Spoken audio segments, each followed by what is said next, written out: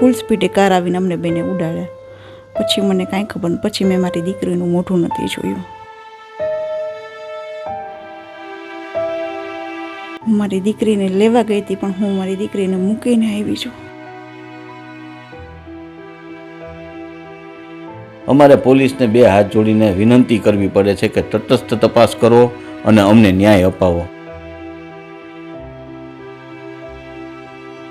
કે નથી મેં એની અંતિમ વિધિમાં મેં કોઈ હાથ નથી અડ્યો. હું હોસ્પિટલમાં કે મેં છેલ્લી વખતે એનું કોઈ પણ કાર્યમાં મેં એનો હાથ નથી ધોતો, એટલે મને એનું બહુ દુઃખ છે. એવું થઈ ગયું છે તો એને આ જામીન પાત્ર ગુનો લાગ્યો અને જામીને કેટલી ફટાફટ એમ તો નથી આવવાની, પણ જે કર્યું છે એ લોકો કરે છે ને એને સજા મળવી જોઈએ, ખૂબ સજા મળવી જોઈએ અને જલ્દી મળવી જોઈએ. રાજકોટમાં ઓલી બસે 4-5 લોકોને જે ઉડાડ્યા હતા અને એને બિનજામીન લાયક એનો ગુનો થયો હતો, તો આમાં એ જ કલમ લાગવી જોઈએ. આમાં શું કે 5 જણા મૃત્યુ થાય એની રાહ ન જોવાની હોય.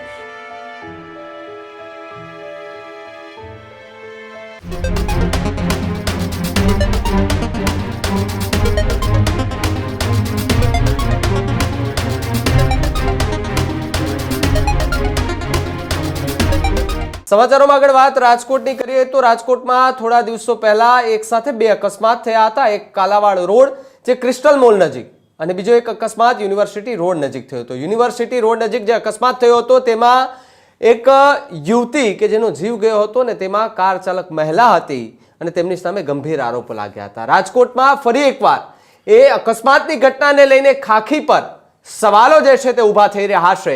2 અકસ્માતમાં પોલીસ આરોપીને બચાવતી હોવાનો દાવો જે છે તે પરિવારજનો કહી રહ્યા છે. મૃતક ધ્રુવી કોટેચા કે જેના અકસ્માત કેસમાં નારાજ પિતાએ CJI ને પત્ર લખ્યો છે. કાલાવાડ રોડ, ક્રિસ્ટલ મોલ અને યુનિવર્સિટી રોડ પર આ અકસ્માત જે છે તે થયો હતો. બંને અકસ્માતમાં પરિવારે યુવાન દીકરી અને એક દીકરો જે છે તે ગુમાવ્યા છે. પોલીસ ન્યાયને બદલે આરોપીની મદદ કરતી હોવાનો ગંભીર આરોપ અત્યારે લાગી રહ્યો છે. રાજકોટમાં ફરી એકવાર ખાખી પર સવાલો એ માટે ઊભા થઈ રહ્યા છે કે આપણે આ દ્રશ્યો દેખાઈ રહ્યા હશે. આ દ્રશ્યોની અંદર હોસ્પિટલની અંદર એક માં અને એક બાપ પોતાની દીકરીને એ ગુમાવવાનું દુઃખ જે છે તે એમની આંખોમાં દેખાઈ રહ્યું છે.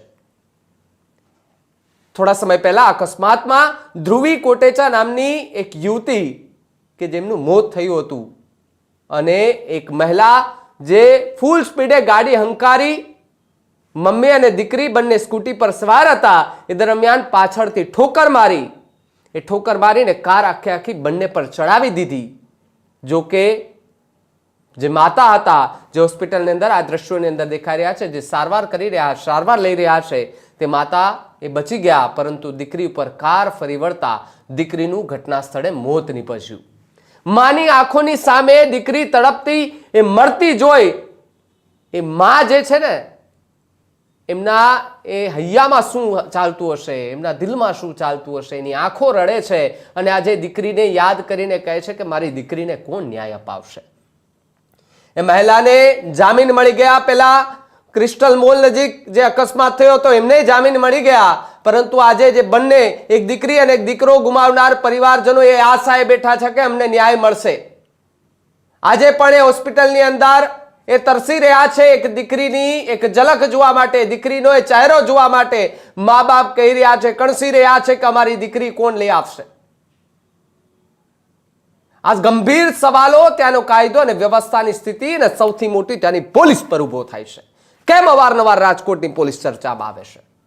કેમ રાજકોટ પોલીસ પર એવા આરોપો લાગે છે કે રાજકોટની પોલીસ એ આરોપીઓની મદદ કરે છે, પરંતુ જે નિર્દોષ લોકો છે તેમને ન્યાય અપાવવાને બદલે જે પેલા આરોપીઓ છે તેની મદદમાં લાગે છે. રાજકોટની અંદર અવારનવાર આ પ્રકારની ઘટનાઓ સામે આવે છે, એટલે પોલીસ સામે ગંભીર સવાલો એટલા માટે ઊભા થાય છે કે કાર્યવાહી ખૂબ નબળી અને ખૂબ ધીમી થાય છે. શું પોલીસવાળા નહીં જાણતા હોય એક દીકરીને ગુમાવનાર માનું દર્દ? શું એ પોલીસ કર્મચારીઓ નહીં જાણતા હોય એક બાપને એક દીકરી ગુમાવ્યાનું દર્દ? હોસ્પિટલની અંદર આટલા દિવસથી સારવાર લઈ રહેલા એ માતા અને એની સાર સંભાળ રાખનાર એ પિતા એમને જઈને તો પૂછો કે દીકરી ગુમાવવાનું દર્દ શું હોય ભાઈ. આરોપીઓની મદદ કરવી, એવા આરોપો તમારી ઉપર લાગે, આરોપીઓ છૂટી જાય છે. વિચારો કે જેને કાર ચડાવી, જે દીકરીને મોતને ઘાટ ઉતારી, એ વ્યક્તિ જામીન પર છૂટી જાય છે અને ફરી એકવાર એ રસ્તા પરથી ગાડી હંકારવા લાગે છે. આજે એકને ઉડાડ્યા, કાલે બેને ઉડાડશે, પરમદી 3ને ઉડાડશે. શું એમને જામીન જ મળ્યા રાખશે? પોલીસ પર આ માટે સવાલો ઊભા થાય છે ને જ્યારે આખી ઘટના અને બંને આજે મને જુઓ આ સ્ક્રીન પર તમને દેખાય છે, એ જ મહિલા છે કે જેમણે ધ્રુવી કોટેચાનો જીવ લીધો. એ અકસ્માત સર્જનાર, એ ગાડી હંકારનાર એ મહિલા હતી કે જેમણે એટલી ફૂલ સ્પીડે ગાડી હંકારી કે ધ્રુવી કોટેચા છે એ ગાડીની નીચે ને ટાયર એમના પર ફરી વળતા ત્યાં ને ત્યાં જ એમનું મોત થયું. માની સામે દીકરી તડપતી રહી, પરંતુ માં કશું જ ન કરી શકી. અને અંતે એ ડૉક્ટરોએ પણ કહ્યું કે હવે તમારી વચ્ચે ધ્રુવી નથી રહી. આ વાત સાંભળતા જ એ મા બાપ અને પરિવાર પડી ભાંગ્યો હશે, તૂટી ગયો હશે. એમને સંભાળવા માટે કોણ હશે? એક આશા હોય કે પોલીસ અમારી મદદ કરશે, પોલીસ અમને ન્યાય અપાવશે, પરંતુ પોલીસ ન્યાય અપાવશે ખરી? સૌથી મોટો સવાલ અહીંયા ઊભો થઈ રહ્યો છે. ત્યારે CGIને એમને પત્ર લખ્યો છે અને પત્ર લખ્યા બાદ અમે એમનો સંપર્ક કર્યો તો અમને ખબર પડી કે એમના માતા હજુ પણ એ સારવાર હેઠળ છે. જોકે જ્યારે અમે એમને કહ્યું કે અમે સત્યને બતાવીશું અને જે પણ હશે એ પોલીસ હશે તો એમની સામે પણ સવાલ કરીશું, ત્યારે એમના પિતા એમણે કહ્યું કે કોઈ વાંધો નહીં, અમે તમને ઇન્ટરવ્યૂ આપીશું, તમે આવો, અમારે બોલવું છે. એક દીકરી ગુમાવનાર બાપ જ્યારે એમ કહે ને કે અમારે બોલવું છે, ત્યારે એમની હિંમતને દાદ દેવી પડે. બાકી આજકાલ લોકો બોલવા નથી માગતા, કેમેરા સામે નથી આવતા, પરંતુ અમે પણ કહીએ છીએ કે આવી પ્રકારની ઘટના બને તો બિંદાસ બોલો, અમે બતાવીશું, બોલો.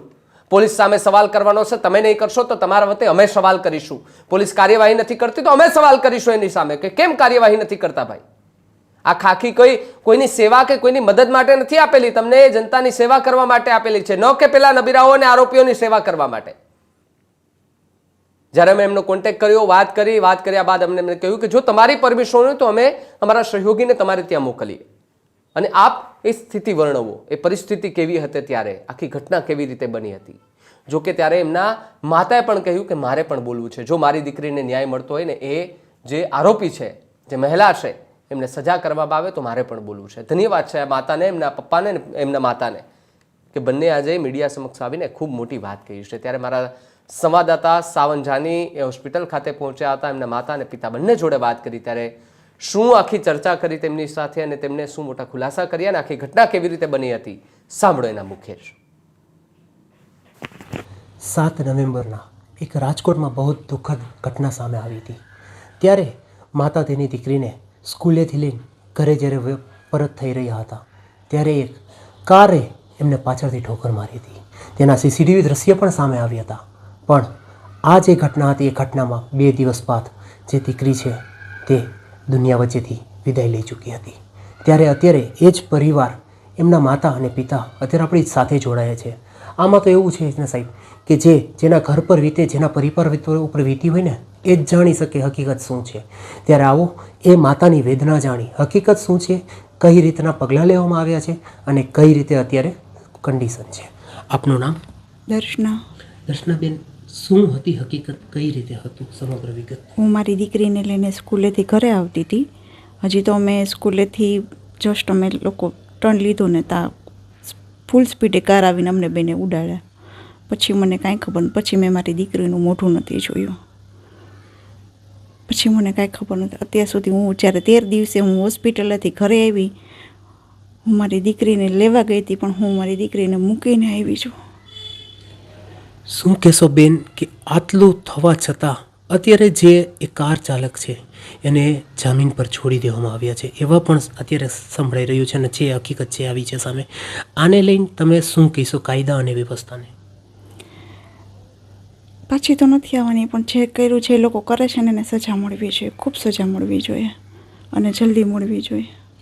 અત્યારની જે આપની પીડા છે, આપ બેડ રેસ્ટ છો, આપની દીકરી છે, જે એક માનો, જે મમતાનો જે વહાલ છે, એ તમારા સિવાય તો બીજા વ્યક્તિઓને ખબર ન હોય, સમજી પણ ન શકે, પણ ત્યારે એ જે તમારી દીકરી સાથે થયું એ બીજા સાથે ન થાય, એની માટે શું કહેવા માંગશો? કોઈ સાથે ન થાય એવું, કારણ કે હું મારી દીકરી ગઈ પછી મોટું નથી જોયું કે નથી, મેં એની અંતિમ વિધિમાં મેં કોઈ હાથ નથી અડ્યો. હું હોસ્પિટલમાં કે મેં છેલ્લી વખતે એનું કોઈ પણ કાર્યમાં મેં એનો હાથ નથી ધોતો, એટલે મને એનું બહુ દુઃખ છે. એ દીકરીને આપ દરરોજ લેવા જતા હતા, આ ઘરની અંદર એ રમતી, વાતો કરતી, મમ્મી મમ્મી કરતી, એ અત્યારે જે તમે જેને કહેવાય કે મમતા જે છે તમે મિસ કરી રહ્યા છો, એનું શું? અત્યારે એ દીકરીના રૂમ જ મારે કમ્પલસરી રહેવું પડે છે. ભલે ભલે અહીં બેઠી છે એવું દેખાય, યાદ આવે, વિશેષ મારી વિશેષ વધારે દુઃખ ક્યું કહેવાય. અત્યારે જેને કહેવાય કે એની જે એક ફિલિંગ છે, આપણે જેને કહેવાય કે આપણાથી દૂર તો છે, પણ હવે જે આ બીજા નાના બાળકોને લેવા જતા હોય છે, બેફામ ગાડીઓ ચલાવતા હોય છે, અને આવી જ રીતના જો દર વખતે થશે, છોડી દે છે, તો આ ન્યાય તમને કેટલી પ્રકારે લાગે છે? સાચું નથી લાગતો બરાબર. શું થવું જોઈએ બેન? કાર્યવાહી કરવી જોઈએ અને સજા મળવી જોઈએ, તો બીજા લોકોને ખબર પડે કે આવું ન કરાય, કે આટલી સ્પીડમાં ન ચલાવાય. ત્યારે આ હતા એમના માતા, એમના પિતા પણ આપણી જોડે છે, ત્યારે એમની જોડે પણ જાણીશું કે શું અત્યારે તેમની કાર્યવાહી છે અને કઈ રીતનો તેમને અત્યારે પોલીસ તરફથી સપોર્ટ અને શું કઈ રીતનું મળ્યું છે. આપણે હકીકત જાણશું. વાતો તો થાય છે પણ હકીકત છે તે અહીંથી આપણે જાણીશું. આપનું નામ? મારું નામ દેવાંગ કોટેચા. શું કહેશો દેવાંગભાઈ, આપને જે ફરિયાદ કરી, ફરિયાદ બાદ કઈ રીતનો આપને ટૂંકમાં મળ્યું છે રિપ્લે? મેં ફરિયાદ કરી પછી મને એવું લાગ્યું ક્યાંક ને ક્યાંક કે આરોપીને આટલો ગંભીર ગુનો કર્યો હોવા છતાં એને 5 ને 5 કોર્ટમાં જાય છે અને 5 ને 45 જામીન મળી જાય છે. તો આમાં મારે ન્યાયની અપેક્ષા કઈ રીતે રાખવી? જો આટલા ટૂંકા ટાઈમની અંદર આ લોકોને જામીન મળી જતા હોય, બરાબર છે, તો મારે આના માટે આગળ હજી મારે જે લડત લડવાની ન્યાય માટેની, તો મારે ન્યાય આમાં મને કેમ મેળવવો? એટલે મને બીજું સાચા હોવા છતાં સીસીટીવી ફૂટેજ બધું દેખાય છે, એવિડન્સ હોવા છતાં અમારે પોલીસને 2 હાથ જોડીને વિનંતી કરવી પડે છે કે તટસ્થ તપાસ કરો અને અમને ન્યાય અપાવો. આ બહુ દુઃખની વાત કહેવાય, પણ કહેવું પડે છે પોલીસને 2 હાથ જોડીને કે તમને અમે વિનંતી કરીએ છીએ, રાજકોટ પોલીસ કમિશનર સાહેબ, હર્ષ સંઘવી સાહેબ, કે અમને આ વસ્તુની તટસ્થ તપાસ કરાવી અને ન્યાય કરાવો. એ લોકો કોઈ પણ લાગવગથી કે એન કેન પ્રકારે કોઈ લોભ અને લાલચ આપી અને એ લોકો છૂટી ન જાય એવી અમે ને તમને લોકોને એટલે 2 હાથ જોડીને પ્રાર્થના કરી છે કે તમે આમાં કડકમાં કડક પગલાં લ્યો. શું કહેશો, આવી રીતના અનેક કિસ્સાઓ સામે આવ્યા છે જેની અંદર જેને કહેવાય કે બસ ગણતરીના સમય અને દિવસોની અંદર જ છૂટી જતા હોય છે, આવા તમે પણ જોયેલા છે, તો આની માટે તમે શું કહેવા માગશો સરકારને? હવે સરકારને ખરેખર આ વસ્તુ છે ને આની ઉપર ગંભીરપણે વિચારવું જોઈએ, કારણ કે આ દિવસે ને દિવસે આપણે જોતા આવીએ છીએ કે આવા અનેકો કિસ્સા બને છે. અમારી ધ્રુવીનું બન્યું, પછી બીજે જ દિવસે એક બીજું એક્સિડન્ટ BMWનું બન્યું, એમાં એક છોકરો જે ઓફ થઈ ગયો, બરાબર છે. તો આ તો હવે હું તમને કહું કે આપણે છાપું ખોલીને બેસીને તો રોજના 3-4 કિસ્સા તો આપણને દેખાતા જ હશે, બરાબર. જ્યારે આપણી ઉપર વીતે ત્યારે આપણને ખ્યાલ આવે, તો આપણે બીજા કોઈ ઉપર ન વીતે, બરાબર છે, ક્યાંક એવો ન્યાય એવો મળે કે જેથી કરીને જે આવી રીતે ગાડી હલાવતા હોય બેફામ સ્પીડે, તો એને ખબર પડવી જોઈએ કે આ રીતે આપણે ચલાવશું તો કાલ સવારે આપણે અંદર જવું પડશે. અને સાહેબ, સ્કૂલ એરિયા જ્યાં આવતો હોય ને ત્યાં ગાડી એક લિમિટથી વધારે ચલાવવાની જ ન હોય, આટલી પૂરપાટે તો ચલાવવાની જ ન હોય. આ જે ગાડી ચલાવતા હતા ને બેન કૃતિકાબેન ધવલભાઈ શેઠ, બરાબર, હવે ધવલભાઈ શેઠ ICICI બેંકમાં લોન ડિપાર્ટમેન્ટના હેડ છે. હવે એ જે રીતે એને ગાડી ચલાવી છે ને એ CCTV ફૂટેજમાં ચોખ્ખું દેખાય છે, તેમ છતાંય પોલીસને આ ગુનો જામીનપાત્ર ગુનો લાગ્યો. જોવાની ખૂબી કે આમાં એક નાની બાળક દેવ થઈ ગયું છે, તો એને આ જામીનપાત્ર ગુનો લાગ્યો, અને જામીને કેટલી ફટાફટ, એમ એને ઉતાવળ કદાચ હશે, અમે એવું માની છીએ પોલીસને અથવા તો સામેના પક્ષને, કે એ લોકોને ફટાફટ જામીને આપી દીધા માત્ર 30 મિનિટમાં. તો આમાં સમજવાનું શું? આમાં શું સમજવું અમારે? શું કહેશો આમાં? તમે જ્યારે તમે તમારા તરફથી પણ જોયો હશે FIRની નકલને બધું, કઈ રીતની કલમો લગાવવામાં આવી છે, કેવા છે, શું છે? આમાં છે ને હળવી કલમ લગાડી છે કે જેમાં જામીન લાયક ગુનો એ લોકોએ ગણાવ્યો છે. પણ સાહેબ, મને એટલી ખબર પડે કે કોઈ પણ વ્યક્તિનું આમાં ડેથ થયું છે, બીજી વ્યક્તિ કે જે માંડ બચી શકી છે, ક્યારે હાલતી થશે એ તો હજી ખબર નથી, અને તો એ લોકોને આ જામીન લાયક ગુનો લાગતો હોય તો આ ખરેખર ખોટી વાત કહેવાય. આમાં બિન જામીન લાયક જ ગુનો હોવો જોઈએ અને એમની ફરીથી ધરપકડ થવી જોઈએ અને એમને સખ્તમાં સખ્ત જે કાંઈ કાયદા મુજબની સજા થતી હોય એ મળવી જોઈએ. તમે આગળ કઈ રીતની કાર્યવાહી કરવાનું અત્યારે તમારું છે કાર્ય, અને કઈ રીતની તમે આગમી દાખવી છે કે કઈ રીતે શું? જો હવે આગળની કાર્યવાહી માટે તો હવે અમારે અમારા વકીલને ને એ લોકોની સલાહ મુજબ હવે આગળ એ લોકો શું કહે છે એ પ્રમાણે અમે હાલશું. પણ અમે એક વસ્તુ તો કહીએ જ છીએ, બરાબર છે, કે અમે સાચા હોવા છતાં અમારે પોલીસને બે હાથ જોડીને વિનંતી કરવી પડે છે કે અમને ન્યાય અપાવો.